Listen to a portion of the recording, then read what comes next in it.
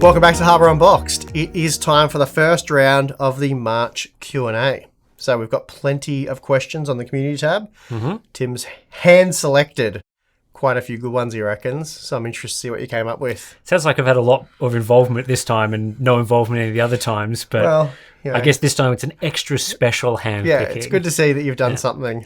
Well, all right. But before we get to see what Tim's done, today's sponsor spot is brought to you by Thermal Grizzly and their new 12th gen CPU contact frame by DeBauer. It's well known that the integrated loading mechanism, or ILM, of the LJ1700 sockets bends 12th gen CPUs, leading to an uneven contact surface that reduces cooling performance. Solving this issue, the contact frame replaces the ILM, allowing for a much more even contact with the CPU's IHS and the base of your cooler, which in turn reduces operating temperatures. Installation's quick and easy, and thanks to the use of anodized aluminium, the contact frame is non-conductive. And then, for those of you who wish to further maximize contact, Thermal Grizzly now offers an optional lapping tool, so for more information, please check the link in the video description. Alrighty, how much of the GPU price inflation do you think is down to TSMC, as they have a monopoly on GPU chipsets now, and can basically charge whatever they want? Is that why Intel's Arc is relatively cheaper? I'd say Intel's Arc is cheaper because they're charging what they can get away with, really. It's and it's manufactured on TSMC anyway. Yeah, but there's the all the driver-related problems, all that sort of stuff. So how much money they're making on parts like the A750 is hard to say. And yeah, as Tim points out, well, there's really no difference there anyway. You go. I think if this was like 2 years ago, then you probably say there might be some component of wafer prices going up causing GPU price inflation, because during that period the utilization at TMC was very high. They were pumping out everything that they possibly could. They were maxed out. Orders were 6-month lead time, that sort of thing, because of the demand by the cryptocurrency. Because of the demand, all that sort of thing. So that's not as much of the case today. There is still pretty good demand and utilization of TSMC, but it's not to the degree that it was back then. So I think, while they have raised prices for wafers over time, I don't think that explains the pricing that we're seeing today. This is very much, they think that people are willing to pay the prices, basically. And as you say, Intel has got issues, meaning that they can't justify higher prices. I mean, that was my opinion initially, and it's still somewhat my opinion. I think it's more now that it's gone on for so long, we've seen sales for some parts sort of stagnate. They're trying to condition gamers. Yeah, they're trying to break their spirits. They're trying to. Well, I was going more of the angle of they're just trying to recondition them to what to expect and what a GPU costs. So we've gone from a time when gaming was almost a bit of a niche hobby for computer nerds, so they charge $300 to $500. I know there's been expensive flagships in the past, but generally around that $500 was considered a fairly high-end expensive GPU, and they now want to make that like $1,500. So I think that's really what they're trying to do, and AMD seems to be very much on board with that. So they're just trying to make GPUs a more premium product. So if you want a high-end GPU, it's more of a luxury item, and then just to get in with the mid-range part now is $800, and they're trying to get gamers just used to that. So I guess us pesky reviewers pushing back against that and keep reminding you that these are bad deals. But as the generations go on, I guess there'll be less of that from us as well, because it's sort of like, well, like I said, you're being worn down, you're being beaten up. It's just, it's even hard to call on. You can't be a couple of years from now talking about generations 6 years ago every time you review a new product. It's like, well, we can compare it to the last generation and maybe the generation before that, and compared to those, it's pretty good value. I sort of agree with that. I think for some people, though, they would be upgrading from products 6 years ago because the value's been so bad. So if it's like, if you're on a product from, the Pascal era, some people still are, even the 20 series, which is getting old these days, if the new products are sort of like not particularly great value compared to what you were used to back then that's probably something to still bring up, because it's like, it'll be back then you got a good deal. Nowadays, what you're looking at isn't as good. So it'll be so far forgotten though, and you'll be comparing a product that doesn't really work anymore. That's like true. 8 gigabytes of VRAM. I mean, what did you get on the 1080 Ti? That was that 10? I want to say. I've forgotten now. It was not heaps by modern standards. No, but I don't know why I'm blanking on that one, but anyway. But my point is, we're coming from GPUs that are basically, most of them had 8 gigabytes of VRAM, like a 1080, for example. They're not going to be terribly useful or usable even 4 years from now. Really, No, you're playing on the lowest quality possible settings and stuff. So a new GPU of $800, let's just say, if they haven't crept up more by then, is going to be just, it's like horse and cart stuff going to a Lamborghini. Yeah, 4 years from now, though, how old's a 1080 Ti? It's like almost a decade old. Yeah. So, that certainly changes that discussion a bit as well. I'm thinking more of like, I think these days people are extending the amount of time they're waiting for upgrading. Yeah, definitely. So it would make comparisons to 20 series, and the 30 series is going to be talked about for a while, being that time where we did get a large performance upgrade for a similar price. Sort of. We were meant to. We were meant to. That was the intention. I don't think they intended prices to double almost straight away, but they intended to do that. And it always depends on competition as well. That's what it always comes down to. If both companies are screwing over customers and not giving great deals, then that's not an ideal situation. But then if no one's buying anything, then that's also a situation. So, yeah. I agree. Just so I can move on to the next question, I have to check this. You have to know? Well, I have to know because usually I'm pretty good with this sort of stuff, and I've completely blanked. Honestly, you could tell me just about anything. I think I had 11 gig. I was going to say 11, but that was the 2080 Ti, right? Was it the same? Oh, it was 11 gig. Yeah. I wanted to say 11 as well, but I was like, okay. Well, I guess now we can move on to the next question. At this point, is Nvidia's resizable bar support really a feature or just a marketing checkbox? Not many reviews or reviewers discuss the difference of resizable bar between GeForce products and Radeon products, as GeForce products hardly support it. I think it should be discussed more. So we did do a video on this a while ago when it first came out, and it sort of seemed like it wasn't exactly doing what they'd claimed, and the performance gains were few and far between, and it doesn't seem like the situation has improved. Oddly, we not intentionally discovered the issue with resizable bar in Horizon Zero Dawn and Spider-Man Remastered on the 1300K with the RTX 4090. And that was because the Gigabyte board was disabling resizable bar, whereas the MSI board that I had been testing with had it enabled. And then I tested some memory stuff with the Gigabyte board and noticed that was way faster in those two games. I'm like, why is it 20% faster? Like, what could account for that? And I was scratching my head for a bit and anyway, worked it out. So, yeah, and then shortly after that, they updated their driver. So now on Intel platforms, GeForce GPUs automatically disable resizable bar for that game, but only on Intel platforms. Okay. Which is interesting because there is a performance decline on AMD as well, but it's much smaller. So they could have just... I thought it would be easier to universally disable it. But anyway, whatever. That's not what the question's about. So they're clearly still looking into those sorts of things when issues crop up. Like well, you I mean, it's make been a video on it. Yeah, it's been a... I'm actually not even suggesting that it was my video, that because they didn't do anything with Spider-Man. So Okay. I'm not. It could or could. I don't know if my video had anything to do with the decision. It may just be coincidence. Yeah. But I guess the point is, it's been a problem for a long time, and they've only, like Horizon Zero Dawn has been out for a long time, and this would have been a problem with, say, the 1200K as well. I haven't tested that, but it was a problem on Z690 motherboards because I looked into that as well. So anyway, it's been a problem for a while, so they haven't exactly been on top of it. And it does seem to answer the question. It does seem to me like they were pressured into adding resizable bar support because their competitor had it, and people with Nvidia GPUs would be like, why can't I use this feature properly? So Nvidia's like, well, now you can, we support it. And they're like, yes, that's great. And yeah, it's not a feature they can market really.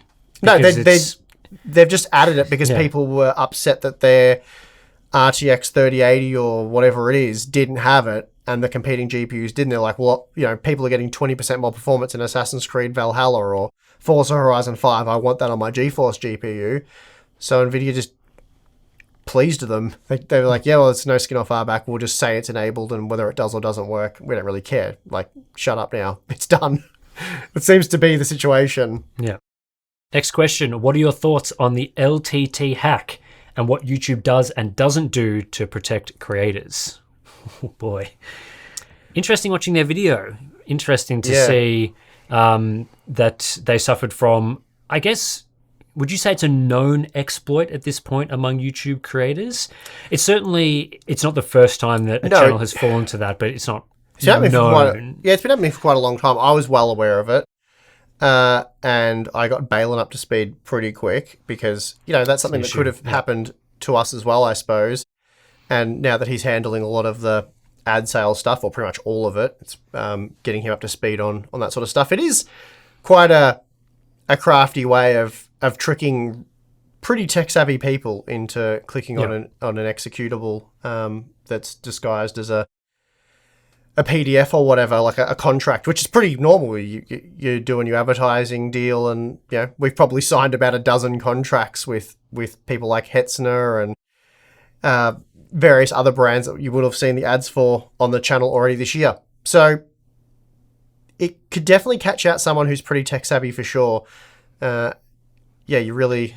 Yeah, it's not so much like you're just downloading a virus. Like, I think most people would expect that tech enthusiasts can avoid downloading viruses. Dodgy.exe.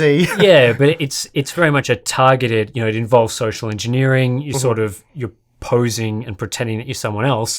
And often with those, advertiser relationships, you're kind of just trusting that they're doing things in good faith. So, not that I'm saying that advertisers are doing things dodgy, it's definitely someone, pretending to be a legitimate advertiser. Mm-hmm. So, I can certainly see why people would succumb to an attack like this. It's very much a modern, sophisticated way of gaining access to a YouTube channel where, these days, all major channels would have two-factor authentication set up with the YouTube and Google authenticator process where, isn't even these days you need to have your phone nearby to your PC if you're using your phone as an authenticator. That's an option, yep. So it needs to physically be there in the same place. So, from the password side of things, trying to get in that way is pretty difficult. I would hope for most channels they would have all those things set up. So it comes to these sort of more clever approaches, cookie hacking and session hacking or hijacking. It just shows how these sort of things can evolve, I guess. Yeah, I mean, one of the best ways around it, because it is very difficult. Like, you have to save the attachment and then you have to basically inspect the attachment to make sure that it is what it is. And again, we're talking about ad sales people here, not very tech-savvy security experts. And I was thinking about it, really, if you wanted to ensure this couldn't happen, you'd be better off setting up a separate computer that has the email and does all the ad sales stuff that has no access to the channel. Like a VM or something. Yeah, basically, that would be a good way of doing it, and just, not having access to the channel at all on that PC. Yeah, I mean, if email is sort of a threat vector that people can use and... they gain access to another thing on the same system, then if you just separate those two things, that would, be it's really a good way of approaching it.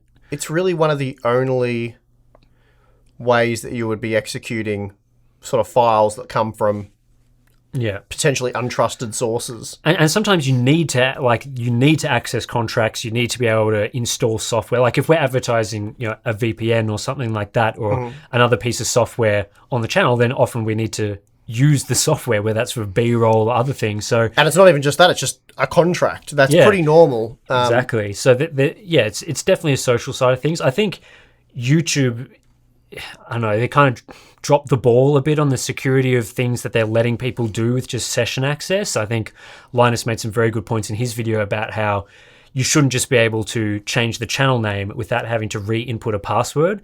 I know it's annoying to constantly re-input passwords, but how often do you change your channel name? Like never? Even deleting videos. Deleting videos should require because a password how often input. do we delete a video? Like it's not often. It's not something you often do.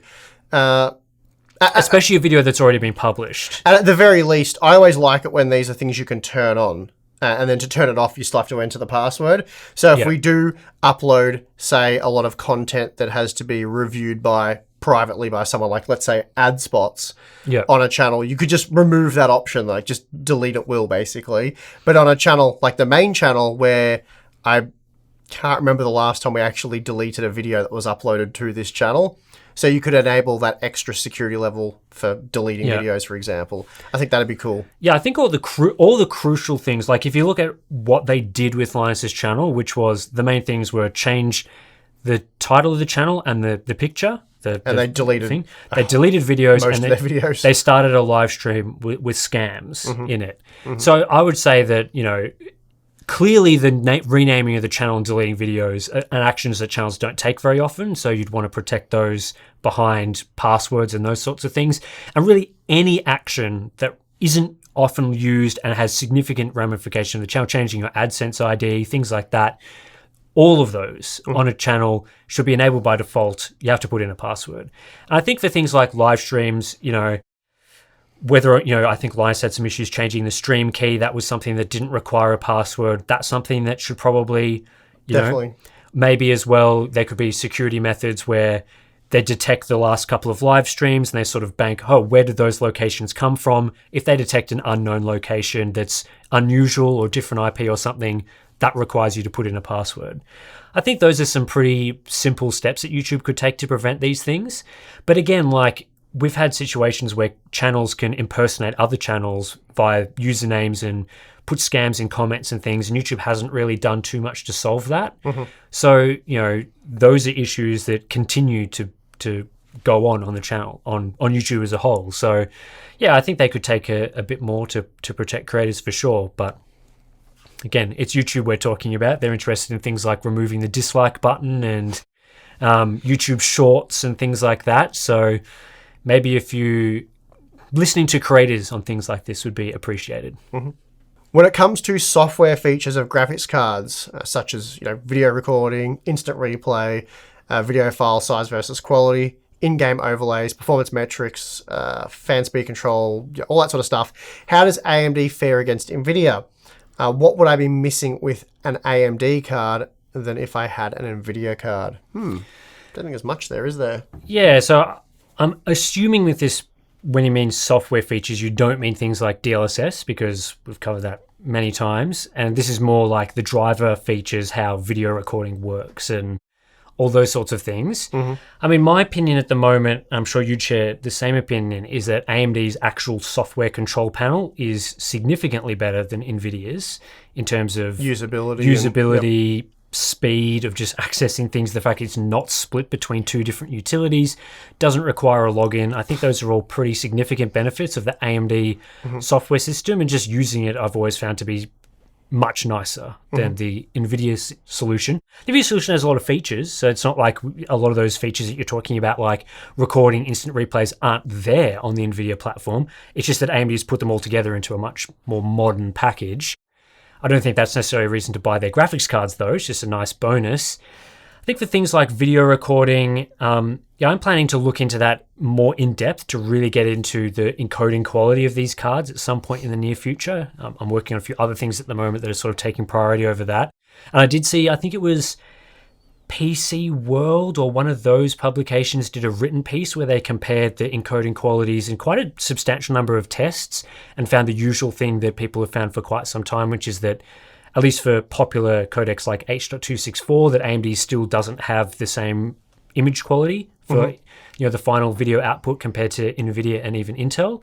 So that is of a concern. But as you got to the more modern technologies like AV1, it was a bit closer there. So I think that is probably still going to be the case these days. Again, like I said, I'd love to test that more in depth to see where the strengths and weaknesses lie. But I think for video quality, you'd probably still be better off getting an Nvidia card. But I've had no problems using the AMD features in terms of, having things like instant replay. AMD supports that. Having quick and easy access to recording games and desktop apps. AMD is very easy at doing that, as easy as Nvidia, I would say. So, all those features are definitely there. It's just a matter of, there's a few edge cases where either brand has the lead. As I said, I think AMD has the better software utility.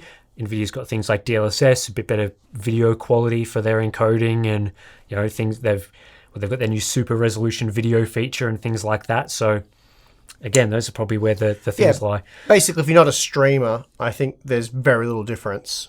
And most people who I've heard from, whether they're in our Discord community or just people I know in person, whenever they've gone from an Nvidia GPU to an AM GPU, they're always shocked by how well it works, especially more recently, and how good the software is. That's generally what I hear, is they're quite shocked that it's as good as it is, and that it's the so They do have some unique things over time. Like, I think there's some things where they've been second to that I'd like to see AMD maybe work on a bit more quickly. Things like their RTX voice obviously came out for NVIDIA GPUs well before AMD's noise suppression technology, but they do have that feature now. So it is sort of their competitor's feature is there. They've had things like Radeon Boost, Radeon Chill, which I know some people are fans of, where it's very easy to, optimize the power consumption of cards and frame rate target control, whatever it's called, the sort of FPS limiters and things. They've put a lot of time and effort into those features, and sometimes have been first to those. So I think the feature set generally is pretty good on AMD GPUs, but it really is those, like, I don't know, what would you call them? Like the leading features, things like DLSS, they're behind. The big headline stuff. DLSS frame generation, they're behind it. They were behind. They were late to RTX voice. They haven't got the video super resolution feature. NVIDIA Reflex, they've sort of half competed with things like that. It's those sort of things where I'd really like to see AMD have some sort of killer feature, like something you need an AMD GPU for it, that is really impressive, is not an Nvidia, that you'd go, wow, I'm missing out not having that. And I feel like they haven't really had that. But in terms of the package, it's not too bad. All the recent complaints I've seen from people here on the Hub Discord about Nvidia GPU experiences have been about issues while using multi-monitor setups. Why is that an issue with Nvidia but not with AMD? So this is an interesting one. You'll probably have a bit more to say about this than me, at least as to the why. This is something I can personally confirm as being an issue. I talked about it years ago with my editing rig. I have three 4K 144Hz panels, 32-inch MSI models, and I originally had I think it was the RTX 3090 I started with. Wouldn't wake up from sleep. I had to unplug, reconnect cables, or turn off the monitor, turn it back on, or sometimes that didn't work, the cable trick worked, or vice versa. It was a real pain in the backside. And that was pretty much every single time I had to wake up the monitors when I came into the office in the morning. Just, one would wake up, or none would wake up, or two, or whatever. It was just a bit of a mess. Put in the 6900 XT, never have that problem ever. They just always wake up every single time. So I struggled with the GeForce GPU for quite a few months, hoping driver updates or something would fix it. I did hear at one point that it was solved, but I've never gone back to confirm that, because once you get a professional PC working that's used for professional use, you don't usually like to mess with it too much. So the 6900 XT has been flawless for me in that regard, and I also use it with Adobe Premiere and stuff. I know you use an Nvidia GPU with that. People often ask why I'm using a 6900 XT with Premiere, but it works just fine. We have GH6 cameras, or at least I do on my end, 5.7K footage, and it plays back really well. The GeForce GPUs will certainly know better in that regard. So the problem, at least for me, definitely existed. It's not people making this up, and I've seen countless users complain about, I think in particular, triple monitors, but I think it even would happen with dual monitors, right? With GeForce GPUs not waking them up. And as someone that uses graphics cards for testing monitors and doing a lot of that, you probably have a bit more insight, perhaps. Yeah, I think the issue with multiple monitors, and it comes down to, there's all sorts of other technologies that can impact this. Things like DSC, or display stream compression, is something that's talked about a lot in terms of weird GPU behavior and causing problems. It really just comes down to the display engine on the GPU. And often, there's multiple states, power states and clock states that the display engine can run at. Often people complain about things like idle power with multiple monitors being very high on some GPUs, other GPUs being very low. That all just depends on how much pixel throughput the GPU can do at different states. And so as the display engine works, and typically once you start adding more displays in, particularly 4K high refresh displays, the display engine needs to start clocking higher and higher, using more power, using more capabilities to just simply push through all the pixels. So typically people with single monitor setups, it can clock down nice and low. It's going to be not particularly highly utilized. But then with, again, multi-monitor setups and having to do all these connections and things, it starts to have to utilize it more. And like with anything, the more you utilize something, the more likely you are to run into various bottlenecks. Of course, it shouldn't be an issue because multiple 4K displays is supported on these products. But yeah, I agree with your general thoughts on Nvidia being a bit less stable at the moment for multiple GPUs. And there's a few other things that I've seen testing monitors. As I've said a few times, my main display testing rig uses an AMD GPU specifically because it handles display outputs better than Nvidia. Nvidia DSC GPUs I've had a few issues with them over the years. Things like remember the original Samsung Odyssey monitor? It was like 5120 by 1440 at 240 hertz or something. So very high resolution, high refresh rate. Again, you needed pretty good quality cables. There was some issues with multiple monitors with that setup. It would, start down resing and putting down the resolution and using chroma subsampling, all sorts of weird things when you had multiples of those set up. And and I just found at the time that, like you, that AMD GPUs seem to handle those things a bit better, just working a bit better out of the box.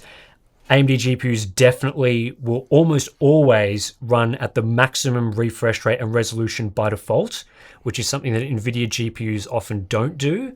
So and by that I mean when you plug in the monitor for the first time, so let's say it's 4K, 144 hertz, often you'll see an Nvidia GPU run it at 60 hertz, whereas the AMD GPU will run at 144 hertz. Why it would set to 60 hertz by default on Nvidia, I've got no idea. Well, I was about to say, because I've noticed that myself, and I often wonder if that's an actual source of concern or a problem for AMD. Generally, the reason why you'll default, same thing with memory, for example, to a base standard is for compatibility. So then, if there's a problem with the cable, and again, when I had my problem with my monitors, I changed cables, tried all those troubleshooting things. So if someone has a crap quality cable, they'll at least get a picture. Yeah. Whereas with AMD, maybe you'll get the flickering black screen issue or other problems. However, I will preface this by saying that the monitor in its display information will give a recommended refresh rate and resolution. So it will say like the recommended for this product is 1440p, 240 hertz, because some monitors can then do 4K, 120 hertz downscaling your stuff. You don't want to prefer that. You want to prefer the native pipeline. And I would say it's probably on the GPU manufacturers to make sure that they're doing that properly. Yeah, I definitely... and making sure they can actually support 1440p, 240 hertz. Yeah, I definitely prefer the AMD approach because, again, as I've said before in Q&As, I swear people who say there's no difference between 60 hertz and 144 hertz are actually just at 60 hertz and haven't enabled 144 yet. They expect it to be plug and play and working. That's right. Working so at max I would not be... I mean, that's the only plausible explanation as far as I'm concerned, because 144 hertz and 60 hertz a day and night for using the cursor in Windows, let alone gaming. So anyway, getting a bit off topic there, but I definitely prefer AMD's approach there. I just wonder if Nvidia's approach is a bit more foolproof. Yeah, I mean, I think when it comes to not running at the maximum refresh rate, that's probably a foolproof thing. I think with the other side of things, as you say, the issues that they have with multiple monitor and things, it's something they need to work on. But over time, we've seen the opposite side of things on AMD GPUs, where multiple monitors may work, but then people complain that the GPU is clocked super high for no reason on multiple monitors. The 5000 series, like 5700 XT, had lots of issues with people connecting monitors and black screens and all sorts of things going on there. So, like with a lot of these driver things, there tends to be ebbs and flows between which company approaches these things better. I think AMD probably looked at the 5700 XT issues and went, we need to look into that. Let's really make that robust and fix it up. Whereas Nvidia feels like things like DSC have sort of been patched in over time, and maybe there needs to be a bit of an overhaul into how those things work on their products. But again, it really can depend on individual use cases and things like that as to whether you have problems. So, yeah. Since launch, how much improvement have you seen with Radeon 7900 series cards? Consumption, I assume power consumption, performance, bugs, etc. So, has the fine wine kicked in yet? No, I don't believe so. Performance still seems the same. It's still impressive where it was impressive, underwhelming where it was underwhelming. Like games like Forza Horizon 5, RDNA 3 doesn't do well there. That's still the case. Bugs, I've not really been plagued by bugs. I've had any issues. Didn't really have any power consumption issues either. I know some people did, but I didn't. It's basically just performance-related concerns that I've had with RDNA 3. And I'm not saying the performance is bad or anything. It's stands up quite well in most instances. Probably just not as efficient and powerful as what AMD were initially targeting. And I haven't seen those 10% gains through drivers or anything like that yet. And I'm not saying that sort of thing won't happen, but people always think or seem to suggest that that's going to happen overnight. And whenever we've seen, I think it was like, I can't remember, it was like the RX 580 sort of generation. There was one where they came out with a driver that boosted performance in like DirectX 11 titles or something, or 12 titles, like more than a year after release. And I think we got an RDNA 2 DirectX 11 improvement for quite a few titles, again, few years after release. So generally, those noteworthy performance gains, the fine wine effect, it's usually at least 12 months down the track. So I wouldn't be shocked if 12 months down the track it becomes a bit better. I wouldn't be banking on it, but that's when, if that sort of thing was going to happen, I'd expect it to happen more towards the end of this year, sort of early next year. Yeah, certainly no. I know there are people hoping for sort of like a quick fix for RDNA 3's weak performance or whatever. Certainly that doesn't seem to have happened and probably won't happen. It'll be sort of that, as you say, gradual improvement over time for those sorts of things. All right, Tim, we've got a question here that we as health experts will be able to answer. You can take this one to the bank, do exactly as we say, because we are certified health experts. Maybe we need some sort of disclaimer over the screen as I say this. I have a master's degree. Not health, but... So anyway, the question being, what are the ways you have learnt to stay healthy while being on the computer all day? Not really rocket science. Obviously, first and foremost, get yourself a very good ergonomic chair to look after your back. That was my number one point. Right now, we're sitting on stools, and my back is not loving it, but we're at a very high sort of counter desk thing here. At my desk, I have an Ergo Human. Absolutely amazing. I get up from that thing feeling great every time. Obviously, follow the health professionals when it comes to sitting at a desk, so regular getting up and walking around and allowing the blood to circulate and all that sort of stuff, so you don't get blood clots in your legs and all that sort of stuff that I believe happens if you sit on your backside all day. And then for me, simple stuff like don't eat a lot of sugar, or any if you can help it. Avoid things like soft drinks, all the obvious garbage that will make you fat. Eat healthy. Drink water. All that kind of stuff. I think the soft drink thing is a really big thing. You see a lot of sort of gamer types still, not obviously not. I don't want to stereotype and say everyone does that, but certainly it's very easy to sit at a computer with your bottle of soft drink. When I was younger, I used to do that with my mates all the time. We'd play multiplayer games. It was pizza and soft drink. Yep. Fortunately, I was young and I played a lot of sport. So when I wasn't computer gaming, I was training, playing sport. So it's easy to stay, or at least it's easy to appear fit and healthy if you're doing things that make you fit and healthy, like playing sport and training and all that sort of stuff. But just like if you're drinking a lot of Coke, like just swap out for the sugar-free one. Even if you can't manage to drink heaps of water, which I understand, water's pretty boring. Just making simple adjustments like that. Like, I don't think there's you need to do heaps of stuff to stay healthy, but there's just a few tweaks you can make, like, as you said, buying that good quality chair. And you often with those chairs, stools. They cost a lot of money. I have a Steelcase Gesture. I think it's awesome, but it is a very expensive chair. But they are well known to last a very long time, so it can be a good investment. Not that you would sell it, but you know what I mean by investment. Investment into your body. To run it down with your backside and have to get another one. And just like simple diet things, like not having heaps of snacks just within arm's reach of your computer. If you can make it so you have to get up and move somewhere to get a snack, that's just like a very simple change you can make to stay healthy, and things like that. Not using screens right before you go to bed can help if you're struggling with sleeping. All the things that are sort of known keeps you nice and healthy. So Yep. All right, I'm going to hit pause there. Good job, Tim. You did it. You did a good thing.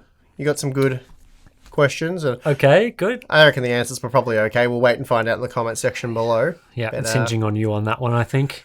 Well, probably. Let's be honest. But anyway, thank you for watching. 20% Club and all that.